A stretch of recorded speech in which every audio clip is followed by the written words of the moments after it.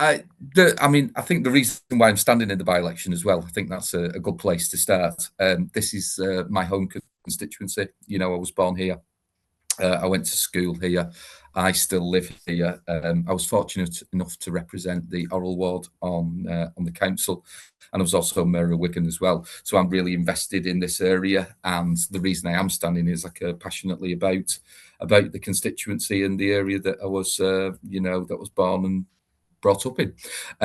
So the campaign has been really good so far. I've really enjoyed it. The media interest has been like nothing else, and no other campaign that I've ever been involved in. The sheer amount of media interviews and outlets that want to see you.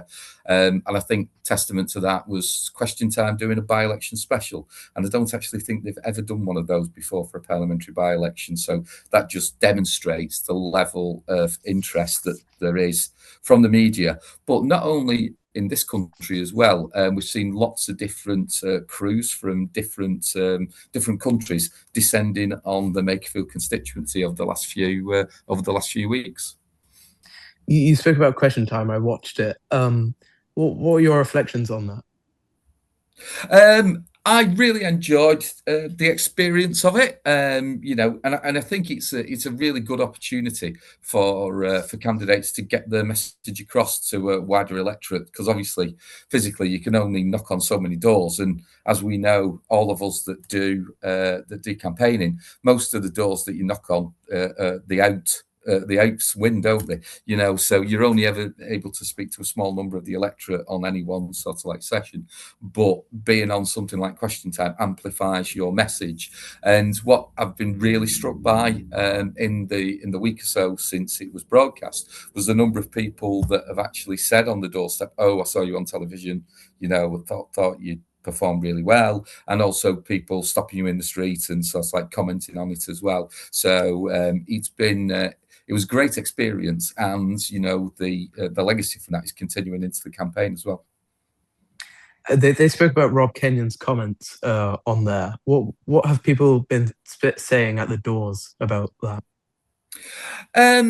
I mean, it has come up on some doors that people have referenced things that he's posted, on his social media previously. But I wouldn't say it's the number one sort of like topic on people. But those people that have raised it haven't been particularly pleased with the comments that he made. And it's the stuff about the women that seems to have really sort of like, caused offence with the electorate who are raising that when I'm talking to them.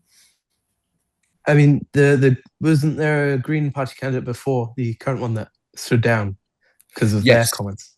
Yes, so that was to do with anti-Semitism, I believe, in terms of they posted something on social media. So within hours of them being announced as the candidate, they withdrew, and then another candidate had to be quickly brought in over the weekend. And I think nominations closed on the Tuesday, and they had to find a candidate very, very quickly following that, exposure of that post from the then Green Party candidate. So it was quite farcical, really, from that perspective. Do you think that's what Rob should have done? To be honest with you, I don't really want to comment on his posts. He's got to answer for those for himself, and I know there's been lots of questions that have been posed to him during the course of the election. I'm really focused on my own campaign, and I'm a great believer in running a positive campaign. All the furore that Rob Kenyon has had to go through, he will have to sort that out for himself at the end of the day, and he will answer the questions as he sees fit in terms of those posts and how he defends them. Are you the only true local Makerfield candidate? I believe that I am. I'm the only one that was born here and has lived here ever since I was born. So I am claiming that as the truly local candidate, and was educated in the constituency and was a councillor and was mayor. So yes, I am claiming that as 100% that I am the truly local candidate. What was your time like as Mayor of Wigan? When was that? So I was Mayor of Wigan from 2010 to 2011. I was the youngest person that's held that position, certainly since 1974, when the Metropolitan Borough was created. Prior to that, we had urban district councils that then fed into Lancashire County Council that then was. And I was only the second Conservative person to hold the position of mayor since 1974, when again when the borough was created. So it was a great honour to actually take on that sort of like role. And the part of it that I enjoyed most of all wasn't chairing the council meeting. You may or may not be surprised to hear.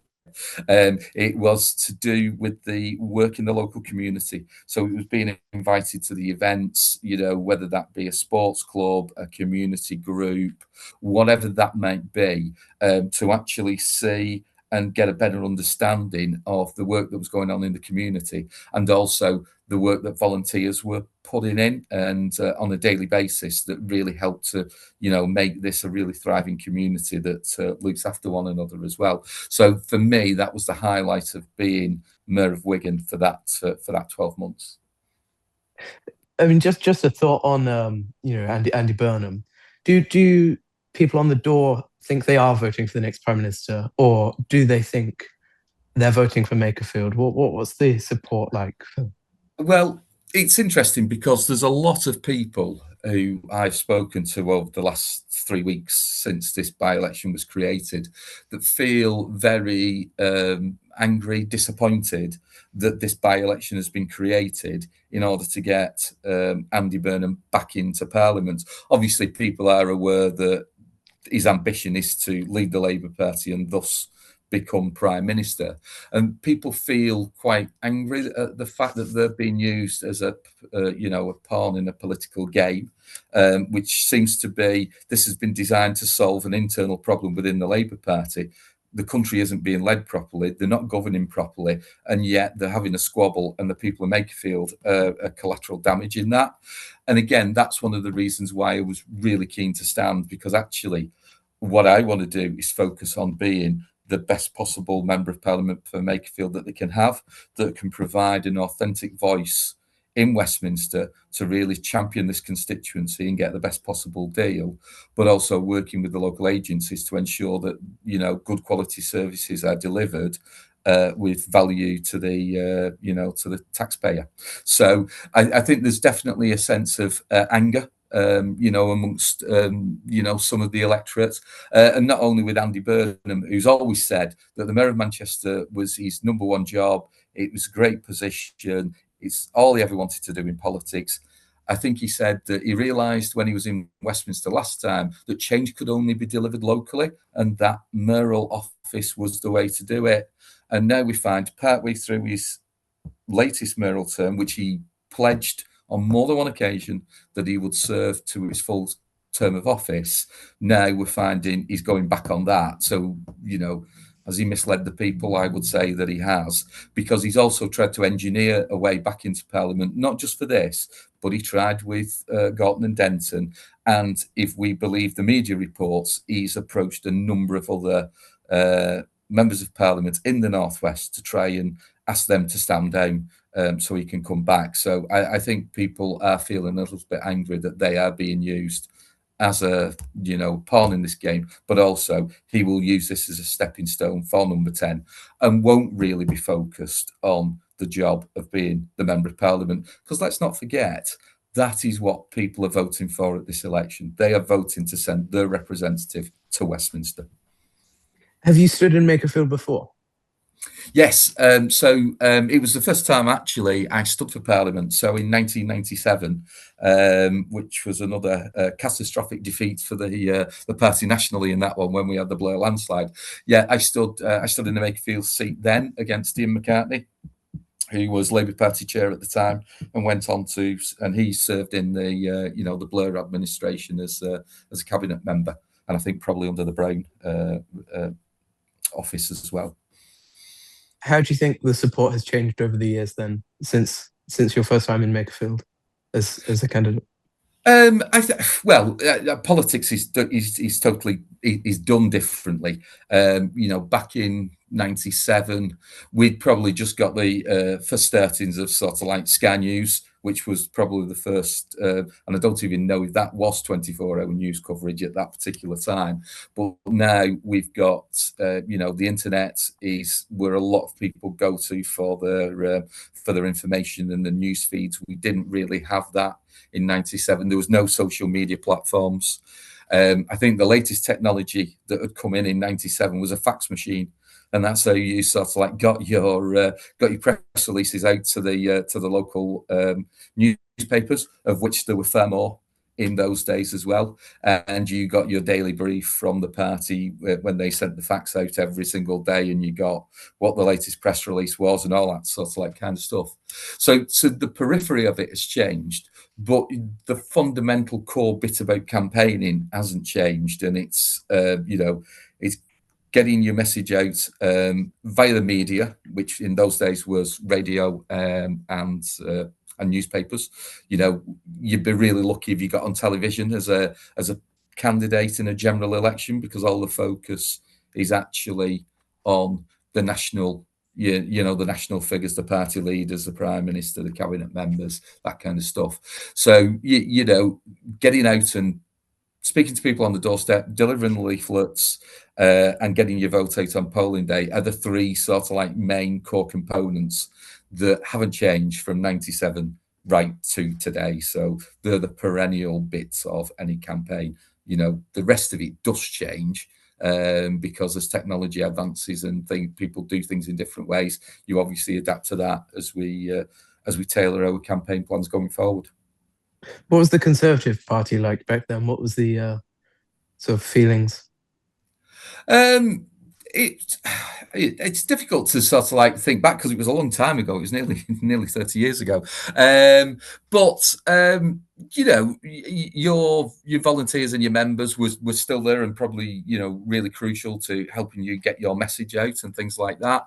'97 was a difficult election because we were coming towards the end of that period, and we knew going into that election that we were going to sort of like lose, and it will probably be a heavy defeat. We probably didn't realise how heavy the defeat was going to be, and that election defeat really knocked morale within the Voluntary Party, and then it took us quite a long time to sort of like build that back up again, because don't forget, we had a Labour government then for 13 years. We went through the 2001 election, 2005, and eventually in 2010 we managed to win the election, but we didn't have an outright majority, and then we were forced into having a coalition with the Lib Dems as well. So we weren't even governing on our own as well either. So it did take a long time to recover from that defeat in '97, and I think that's the bit that really hit the morale of the Voluntary Party more than probably anything else. You touched on the Voluntary Party. What was your involvement been with that over the years? Over the years, I've served probably every level at constituency level. So, I've been secretary, I've been a deputy chairman, I've been chairman of an association. We also created a federation in the Wigan Borough. So that brought together the Makerfield seat, the Wigan seat, and what is now Lee and Atherton as well. So we've brought three constituencies together as a federation. I currently am chair of that. I'll be giving that up as soon as we get to the AGM at the end of the month. I've also been Greater Manchester Area Chairman as well. I've been North West Regional Chairman, and currently I'm the Vice President of the National Convention, which is one of the elected positions that represents the Voluntary Party on the board of the party. So I was elected. I'm coming to the end. I've done 3 years as vice president and 1 as president. So I've done 4 years on that role, and that comes to an end in July. The National Convention elections will open. Nominations open next week, actually, for those seeking re-election onto that. and I also chair the membership committee of the party as well. One of the roles that I do as part of my vice president role as well. So I've had quite a long and varied career in terms of the voluntary party. You know, I've served it at every level, and it's been a great privilege and pleasure to do so. It's been great working with volunteers and really helping to take the party forward. And the 4 years that I've been on the board, we've had, I think I was elected when Boris was still Prime Minister and leader. Then we went through Liz Truss, Rishi, and now Kemi. So I think I'm on my fourth party leader, and goodness knows how many party chairmen we've had in that period. I think a lot of young Conservatives don't understand what the convention does. Could you explain what you do, sort of day to day? Yeah. So the National Convention is made up of constituency chairmen across the country. It's also made up of the area officers, so chairman and I think 2 deputies, and also the regional chairman as well, and the deputies as well. So and that's really sort of like, that was created after 97 when the party constitution was instigated by William Hague following the defeat, and that created for the first time a board, and all the parts of the party are represented on that board. So you've got members of parliament who are on there, chairman of the 22 committees on there, along with, I think it's probably another 3 or 4 members of parliament. We've got a representative from the House of Lords on there as well that represents Conservative peers. We've got the voluntary members who are elected as well as people that are appointed by the party leader as well, and that is chaired by, and that board is chaired by the party chairman as well. So you can see that we've got that is really the sort of like the top layer of the party. But the convention is there then to so that they can feed up to us in terms of what's happening in the voluntary party, and we can pass the messages down as well and make sure that we're all sort of like got that clear purpose of campaigning to make sure that we win every single election wherever we're campaigning, whether that be a general election, a parish election, Senate elections, Scottish Parliament, wherever it is, to make sure that we're bringing the voluntary party together to make sure that we're the best, most efficient, political party that we can be to win elections and gain power, because that's what it's all about. Well, what do you think makes a good Conservative association? I think it's being vibrant and having people that are passionate about the Conservative Party and making a difference. And I think if you've got an association that connects with their associations and has lots of things going on and includes everybody in that, including, YCs, CWO, make sure they've got a Conservative policy forum sort of like set up for those people that want to, talk about shaping policy and making policy and things like that.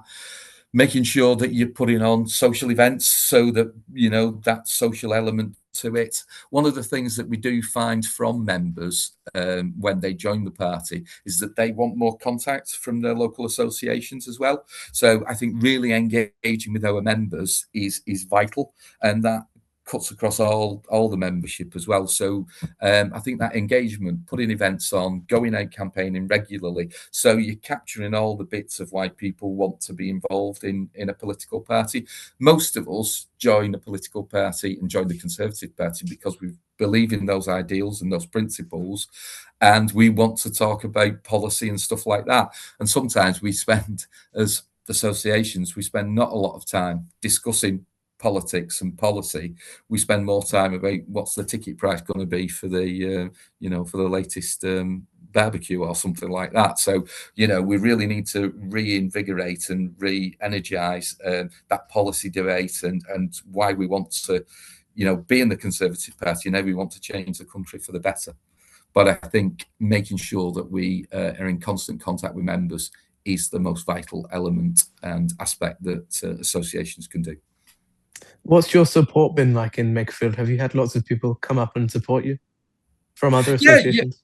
We set up a campaign WhatsApp group, which has been really helpful for pushing those messages out. So we've had quite a few people from all around the country sort of like coming up We've got a couple of big action days, and I know people are travelling far and wide tomorrow to come and help, which is great. And I'm looking forward to welcoming people tomorrow for the last weekend of the campaign. The weather is set for, I believe, so we shouldn't be dodging showers or anything like that. So really looking forward to hitting the streets tomorrow around Ashton and parts of Orrell as well. So it should be good. So yeah, I'm just grateful for everyone that's been able to help out. And the fact is that this has been a by-election that was created at such short notice as well. We didn't really have much time to mobilise. So really grateful for the efforts from central office and also all the volunteers that have helped to get us where we are today in terms of the campaign. Do you think social media has played a big part in campaigning more recently? I think it has, yeah. I think inevitably that's where a lot of people get their news feeds from and get their information from as well. So I know we've been spending quite a lot of money in terms of doing targeted video ads and stuff like that as part of the campaign. So we did a full day filming a load of social media a couple of weeks ago. And I know we've been pushing that out in, to different groups across the constituency and things like that. We had Richard Olden up last week, our Shadow Transport Secretary, and we did a number of short, snappy videos as well that have been put out in terms of different transport issues across the constituency, which is really good and tapping into some of those specific items at a local level that people are concerned about. So yeah, definitely social media is, it's obviously with us to stay, and he's now a really important element of any successful campaign. Do you think social media will help the party grow in members wise, do you think? Yeah, I think inevitably it will, because the more that your message gets out, and one of the things that we've seen over the last 12 to 18 months since Kemi became leader is how much her followers on social media have grown. And that means that then people are seeing that message more, people are sharing things, people are liking things. So therefore that then spreads the message to other people as well. So I think that growth will definitely help us as a party. And, let's not forget, from a younger person's perspective, they will more likely interact with social media than they would with a newspaper or, television and things like that, because more and more people are going on YouTube, aren't they, to get, and using streaming services and stuff like that. So, we need to be where the customers are. So I think that growing that social media base, and that's something that Kemi has done really well over the last year or so, will be absolutely imperative for us as we campaign towards the next election. As vice chairman of the convention, what are the sort of priorities you're doing for the party that are sort of growing the party base? Yeah, so part of the remit that I've got that I've been asked to take up by Julian Ellicott, who's the chairman of the convention. So I look after the YC element of it as well. So I work with Fred, who's he works in central office. So I'm very close to that work in terms of us setting up that YC network and getting that going. We obviously elected a national YC chair. I think that was earlier this year or back end of last year. I can't remember when it was. It's gone so quickly this past sort of like 12 months, and now we're getting that constitution set up for the YCs and getting that embedded. Lots of work in that space in terms of growing the membership and growing the social media sort of like side of it. So I'm really pleased to be involved in that. As I mentioned, I'm chairman of membership committee. We're looking at how we can grow membership and how we do that in different ways. We've enabled associations now to do promotional campaigns that they can do an offer. So say, for example, a discount for old members, lapsed members, to try and get them back as party members as well, and developing a load of materials that we can help them utilize to increase their membership. And one of the other things I'm looking at the moment is volunteer recognition as well. Admittedly, I've not done as much on this as I hoped to do. This by-election has scuppered that a little bit, so that's just been pushed back a little bit. So they're the three main bits that I'm kind of like looking at: it's membership, YCs, and volunteer recognition. Are you seeking re-election in the convention? No, sadly, I have reached my term of office end date. So you can only do 3 terms as vice president, and I did 1 year as president and chaired the party conference when it was in Birmingham a couple of years ago. So I will be retiring from this role in probably about a month's time or so. So, but I will wish my successor every good wish. Whoever gets elected as vice president, it's a great honour to have this role in the party, and you know, and I want to wish whoever takes over and gets elected in the elections in July all the best of success as we start to build towards the next election and winning that election as well. So it'd be an exciting time for whoever gets elected in a month's time. Are you backing a candidate or? No, I'm well. There are a couple of people who have already asked me if I'll endorse them, but they're existing vice presidents. So I kind of like, I will obviously give them an endorsement because I've worked alongside them. But for everybody else, I think it would be unfair for me to sort of like endorse any candidate.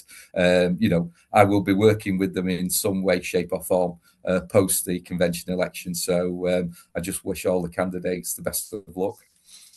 Kemi's obviously been, you know, pulling out for people to stand in the next election. What advice from this by-election would you give to people standing in 2029? I think what I would say is make sure you get involved in your local association. Make sure you're out campaigning as much as you can be and supporting the association in whatever way we can. I think the building block of the Conservative Party is the associations. So anything that an aspiring candidate can do, make sure that you're helping your association locally, and then doing anything that you can help nationally as well, in any way, sort of like shape or form. I think from my perspective, I just think it's about making sure that you understand.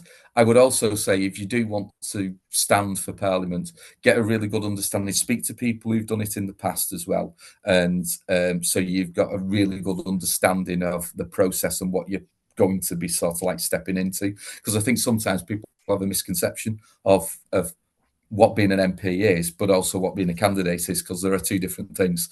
You know, being a candidate is one thing, but then if you are successful, then you become the Member of Parliament as well. So I'll definitely say seek advice from people who've been candidates, but also those people who've been MPs as well, to get a really good understanding of what you're letting yourself in for.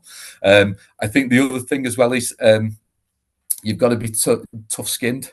You know, when I look at the now, not every election is going to be like the one that I'm in at the moment in terms of the media scrutiny that you're under, but I think you have got to have a really tough skin and be very, very resilient as well.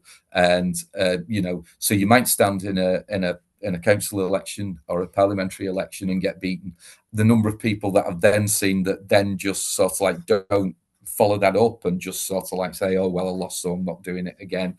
I think if you are going to make it, you've got to be absolutely determined, and you've got to demonstrate that resilience as well, because that will sort of like carry you through.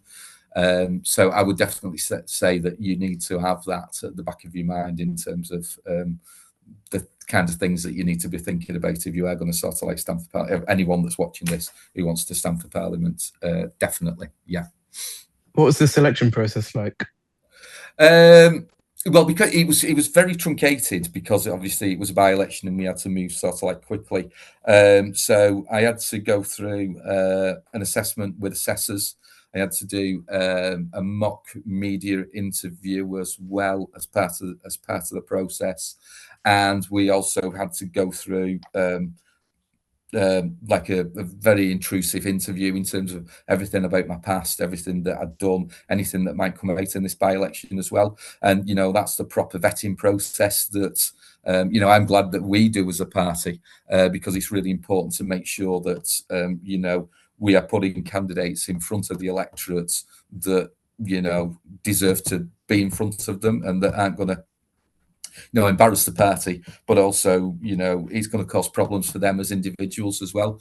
So definitely, that's another thing as well. Just think about perhaps your background as well, and things that you've been involved in and things like that before you stand as well, because if that comes out, how are you going to react? Is it going to have an impact on your family and friends and work and things like that? So again, things you've just got to be aware of if you're putting yourself in the firing line, because I think now it's easier than ever before for people to find out information about people, but also to broadcast things as well and put things out. We talked about social media, and some of the attacks and the abuse that you get online is off the scale. You probably know that yourself, Harry.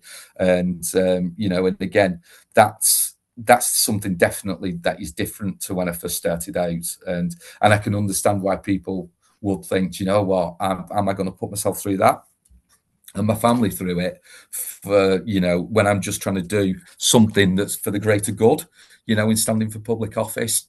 And I do think we do need to change the way that, and we put more protections in for people around social media when they're going through this, because it is a problem for candidates. Do you think that's the hardest part then, the scrutiny of the campaign? I think so. Yeah. I think that is, and we've seen that from some of the other candidates. We touched upon that earlier as well, and I think that is a big part of the campaign. When you've got so much media interest, it won't be as bad in a normal general election, because the focus generally isn't on you as a candidate. You'd be very lucky to get on television as part of a general election campaign.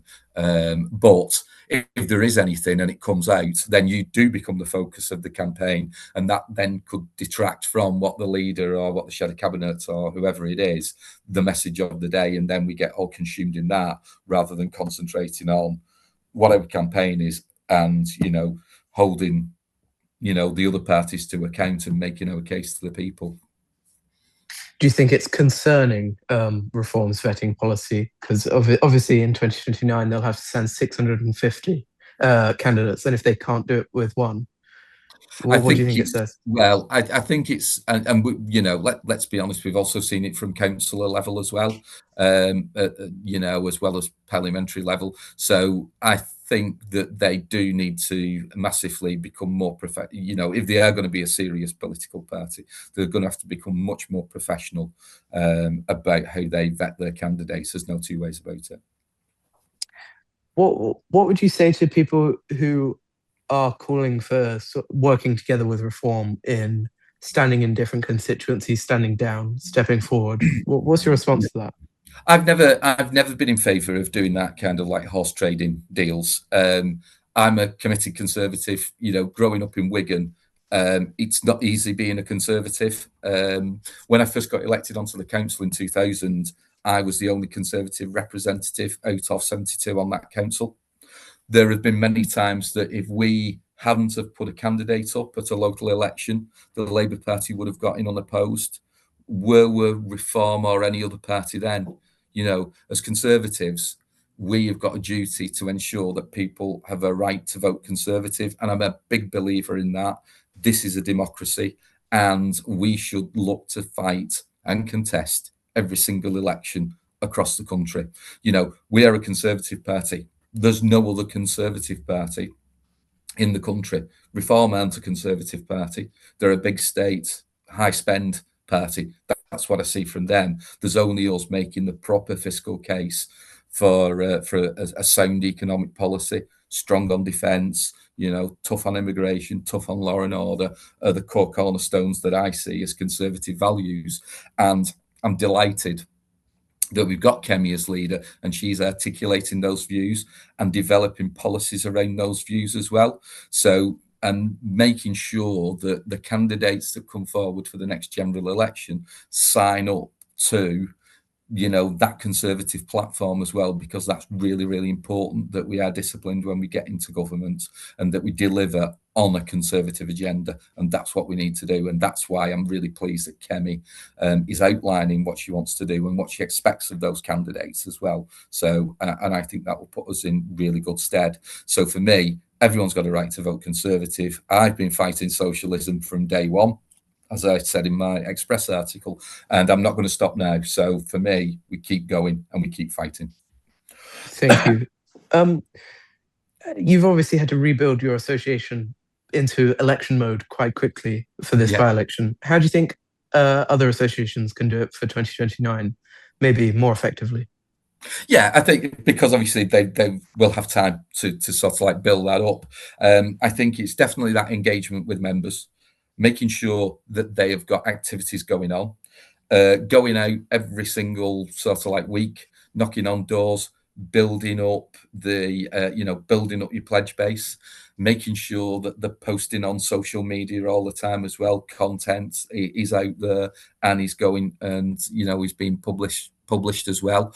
Making sure that we're selecting candidates early for any local elections so that they're out campaigning and working in the community as well. And then delivering a really effective local election campaign or whatever it is, because that actually creates the energy, it creates the enthusiasm and the team spirit. And once you start to win as well, that just gathers more and more momentum. So for me, I would start off with those building blocks and really start to build it up, increase your membership, turn your members into activists into candidates, and that's how you then get your production line and you start to really build up your association. And also you need money in the bank as well. So make sure that you're concentrating on getting the donations in, doing the fundraising, so you've actually got a good war chest, because we all know you can't have politics without money. And that helps us win elections. You're obviously on the party board. How has the party tried to help associations, or how is it helping associations? I think what we are trying to do, now this might be controversial, but I do think the central membership element is really important for associations, where that membership is actually organised and run from the centre. That doesn't stop local associations recruiting members and then signing them up and all that sort of like kind of stuff. But I think that has really helped associations retain members over the years, because they're not having to kind of like do that. We're developing more and more campaigning tools and guides and stuff like that. Look at campaign toolkit with the sort of like the templates and the materials that are on there as well. Project Symphony is a big project that we've got coming up that I think will be a game changer, which will be a platform for all members to be able to use. It will also be an opportunity for associations to use that and promote events, promote campaigning. So this is going to be really good, and this is coming on stream, first bit of this later in the year as well. So I think with those sort of like types of things, and as we evolve, I think that will help associations be able to campaign and things like that as well. And ultimately, if we get to the point that we've got more money coming into the party, and as we approach the election, hopefully we'll get more campaign managers as well as part of that, which will also help organise at a local level and concentrate on those seats that we can win at the next election, that will hopefully give us that majority that we need if we're going to enact our programme. Who's been your favourite Conservative leader in the last 100 years? In the last 100 years, well, this is an easy one, and I gave this answer at the Manchester Evening News hustings yesterday at Winstanley College. So the reason and the inspiration for me joining the Conservative Party was Mrs. Thatcher. So I got really interested in politics round about the time of the Falklands War. And then I started to follow it more and more. And when you look at when Mrs. Thatcher came into power in 1979, she literally turned this country around. She put us back on a world footing. She put the great back into Great Britain and made us once again respected on the world stage. We were the sick man of Europe. We had inflation at 30-odd%. The unions were running everything. We were in terminal decline. And Mrs. Thatcher and that Conservative government turned this country around, made it prosperous, gave us, that opportunity on the world stage to stand tall, to, fight against and, break down the Berlin Wall and communism and all that, and all that rhetoric. We were there, the Conservatives did it in spite of opposition from all the lefties across the country. She did that and put the country back on an even keel and made us great again. So for me, it's Maggie, 100%. I mean, you spoke about the hustings. What's the engagement been of other parties in the by-election? So it's been quite interesting because I know Restore have been saying that they've been excluded for a lot of debates and things like that. But whenever I've spoken to people in the media, whenever they've tried to contact Restore, whoever they're contacting, they've not been able to get a response. So it's quite interesting that Restore are complaining about not having a platform, but then haven't taken up those opportunities. And for me, as a candidate, I want to take every opportunity that I can to get a message across, because it's only more people hear your message, more people are likely to vote for you as well. So the hustings question time have tended to centre around the main 5 political parties contesting this election, and I think they use the Ofcom rules around, number of elections people have stood in, percentage of votes, number of MPs, councillors, that sort of kind of stuff. So I think they've used those as their guidelines to determine who they invite onto these programmes. So from that perspective, all the top 5 parties have had an opportunity to go on those sort of broadcast, media and do those things as well as. But obviously, people have got their own ways of getting the messages out now, haven't they, via the internet and social media. Do you think there's been a lack of local issue sort of campaigning, and if so, what are the local issues in Makerfield? Yeah, so for me, I've got a very clear campaign plan in terms of what I want to put forward as my platform. So for me, it's regeneration of the high streets. So in Makerfield, we've got 2 main high streets. We've got one in Ashton, where I live, but we've also got one in Hindley as well. But we've got shops and businesses across the constituency. I really want to help them, gain more footfall, so more people are going on the high streets and shopping with them. Need to get off the backs of businesses to make it easier for them to run their business. That will create wealth in itself, because they will generate, and pay more taxes that then funds public services or can go back into further tax cuts. Law and order is a big issue, and antisocial behaviour in particular is coming up quite a lot on the doorstep as well. And the perennial one of congestion. So there's a couple of roads that we can put in that would help ease congestion across the constituency. So and they're my 3 main sort of points that I've been campaigning on from a very local perspective. But all those points can actually link into Conservative plans nationally as well. Is Greater Manchester Police responsible for Makerfield? Yes, they are. Yeah, we come under the Greater Manchester banner for policing. Yeah, so they are very much the police force in the Makerfield constituency in the Wigan Borough. And Andy Burnham is responsible for that, correct? He is, that's right, yes. So the elected mayor of Greater Manchester also assumes the role of Police and Crime Commissioner, which is one of the reasons if he does become elected mayor of, if he does become a member of Parliament, he can't therefore be Mayor of Manchester, because it has the Police and Crime Commissioner element to it. Yeah. Would you stand for Greater Manchester Mayor if? I have been asked this question on several occasions. I think I was very keen on doing this by-election because it's where I live and it's my home. I don't really. I've never had the desire to stand for the Mayor of Manchester candidate, so that will be a no for me. And I'm sure we will find a very capable candidate of doing that, but it won't be me. I did stand as Police and Crime Commissioner across Greater Manchester in 2012. That was before we had the mayoral kind of role. So I have done one Greater Manchester campaign, and having done one, that was more than enough for me. Thank you for speaking to me today. Do you have any final messages? I think the only thing that I would say, if anyone is watching this who's a constituent in Makerfield, would be to look at the candidate who are in front of you. Look at the person that you can feel does the best job. Look at it who's in it for the right reasons, not using it as a stepping stone. And look at the person that's got the best interest of Makerfield at heart. I think I'm that candidate, being the local candidate. And wider message for YCs and anyone involved in the Conservative Party. Massive thank you for everything that you do. Please keep on campaigning. please keep recruiting new members, because actually, as we grow the membership, we get more activists, we can get Kemi's message out there, we can knock on the doors, get the VIs, and actually we can actually win that next general election. I am firmly convinced of that, and together we can do that. We can get more MPs elected, and let's get Kemi in number 10, because this country needs a Conservative government. So let's get out there, let's do it, let's win it.